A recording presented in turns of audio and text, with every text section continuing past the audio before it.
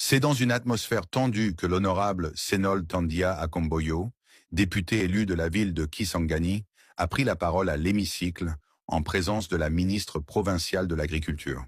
Son intervention, structurée et documentée, a porté sur un sujet brûlant, la crise des produits agricoles, notamment le riz, qui frappe de plein fouet les ménages de la province de la Tshopo.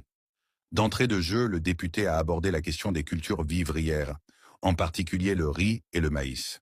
Il a d'abord expliqué pourquoi le marché souffre d'une rareté inquiétante. Selon lui, la faible production de la saison B 2025 en est la cause principale, et plusieurs facteurs en sont responsables.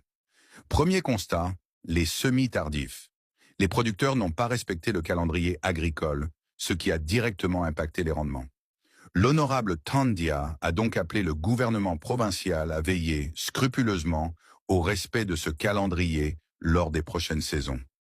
Deuxième facteur pointé du doigt, les perturbations climatiques. Face à ce défi, le député a recommandé au ministère de l'Agriculture de promouvoir en parallèle la technique du riz pluvial et celle du riz irrigué et d'engager dès maintenant une collaboration avec le Programme national de riz, le PNR, pour accompagner cette transition. Troisième cause, et non des moindres, la rétention d'intrants agricoles, des semences et des outils confiés à des acteurs politiques pour distribution ont été conservés trop longtemps, au point que les semences ont perdu leur pouvoir germinatif. L'honorable Tandia a été ferme.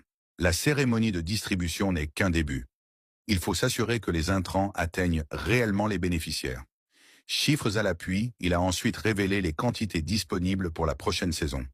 Près de 16 000 kg de semences de riz classique et plus de 30 000 kg de semences hybrides à haut rendement. Pour le maïs, plus de 26 000 kg de semences locales sont disponibles, complétées par des semences hybrides à fort potentiel. Du côté de la demande, le député a également pointé la pression exercée par deux grandes entreprises.